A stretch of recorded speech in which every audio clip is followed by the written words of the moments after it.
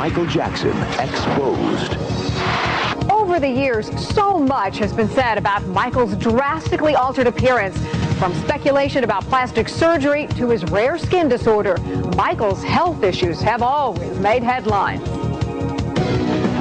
It looks like he may have had some eyelid surgery to kind of tighten the corners and change the shape a little bit. It looks as though they took a skin graft maybe from behind his ear or someplace and put it on top of his nose. He has cartilage that is really poking through the skin.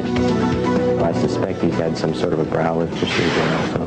Michael's ever-changing appearance has raised a lot of speculation about the possible procedures he's had performed on him. He admits to getting his nose fixed after it was broken in the 70s, but the 3 experts we talked to believed he's had more than that. Now the nose is looking even shorter. It's starting to look more pug. I think he's got the chin implant there. It looks like he's got the cheek implants. He may have had the fat suctioned out of his cheeks also, below the cheekbones. He lost the skin on top of the nose, so he's ulcerated through, and they had to do some kind of reconstructive procedure. This is really a plastic surgery disaster. You can do many different things with cartilage and bone, removing, replacing, reshaping, but ultimately it's the skin envelope that you're going to come up against, and sooner or later that's going to get scarred to the extent you can't do much more with it. But in 1990, Michael's mom, Catherine, came to us to set the record straight. He's had his nose done several times, and he also had a cleft put in his chin. But as far as his cheekbones, his eyes, and all this stuff that people talk about, it's not true. Michael claims to have the skin lightening disease, vitiligo, but these doctors think he may have actually had his skin bleached. The medical condition of spontaneous and unrequested lightening of the skin, called vitiligo, typically doesn't occur with evenness over the entire face or arms. It can occur anywhere in the body, but typically it's patchy. That's a different entity. He appears to have had a fairly even and complete lightening of the skin of his face. If he did indeed have, or does indeed have vitiligo, it's certainly completely understandable why he might want to have his skin bleached so that he has an even tone. There's a limit to how much surgery you can perform, and he may have passed that limit. Besides those speculated surgeries, Jackson has had his share of real medical problems over the years. In January of 1984, Michael was doing a Pepsi commercial. Here you can see him behind brother Jermaine with his hair aflame after a pyrotechnic effect went wrong. And after a second or two, he felt the intense onset of pain, fell to the ground, and several people came to put out the fire and apply ice to his head. Michael had 2nd and 3rd degree burns on his scalp. Marlon Brando's son, Miko, was working security for Michael and was there when it happened.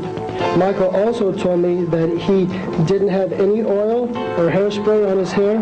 His hair was sprayed with water, which probably kept the fire from spreading and causing even more injury. Michael had to have reconstructive surgery to his scalp. We were able to reconstruct the area by using his own scalp. We did not have to use skin grafts nor hair transplants. The following year, Michael was back in the hospital with a sprained right thumb. He spent the time visiting children there. Then in June of 1990, he was rushed to St. John's Medical Center in Santa Monica, California, complaining of chest pains. He was admitted to St. John's through our emergency department last night at approximately 9 p.m., complaining of chest discomfort. The pains were caused by bruised ribs suffered during a 2-hour dance session at his home.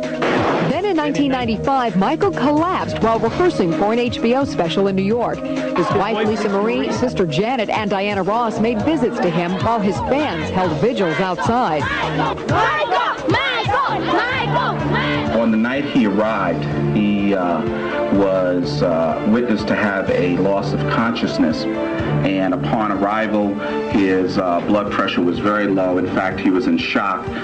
Michael was diagnosed with dehydration and a stomach virus, but some, like Jeanette Walls of Esquire magazine, think the illness was more manufactured than real after he'd had some disappointing record sales. He might be taking a bit of a cue from Liz Taylor, from his good friend Liz Taylor. He looks at her hospital stays, and they certainly haven't heard her publicity.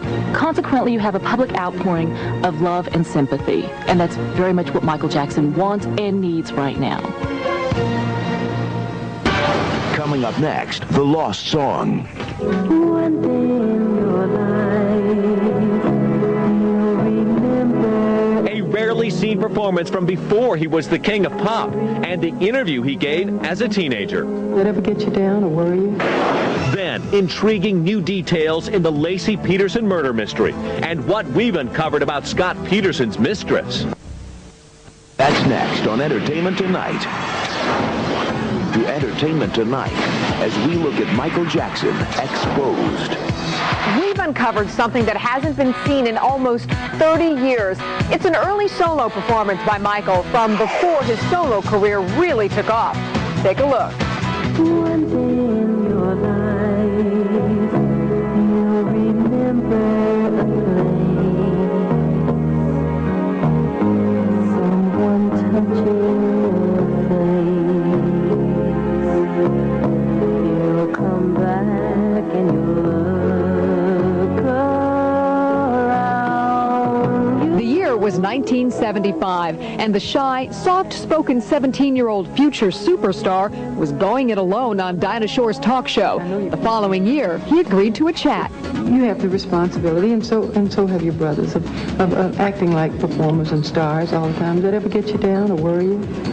Not really. We enjoy it because we've been doing it so long as a part of our personalities.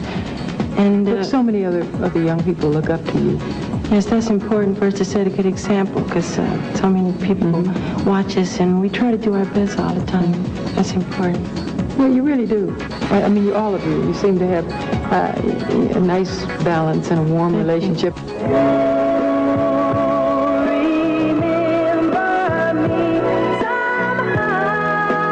Ballads had been good to Michael in his quest to strike out on his own.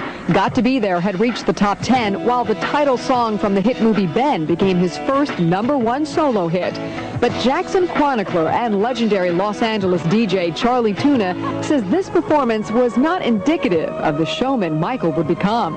If this performance were on American Idol, I think Simon and everybody else would have voted him off. It looks like somebody said, Michael, you have to go and do this, and here's the way you're going to do it. Let's practice all these moves that you're going to do in the song and try and pull it off. But it didn't quite work.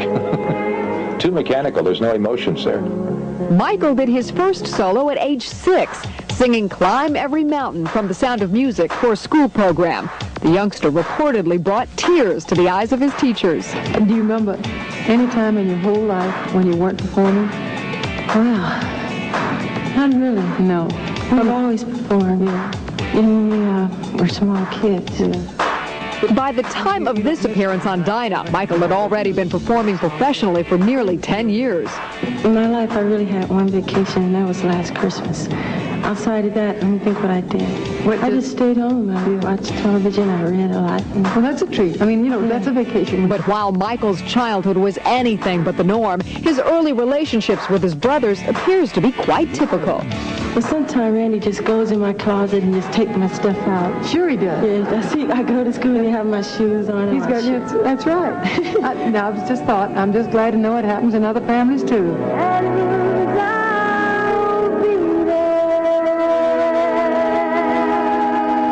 While that may not have been one of Michael's best performances, some 20 years later, he and his brothers would be inducted into the Rock and Roll Hall of Fame.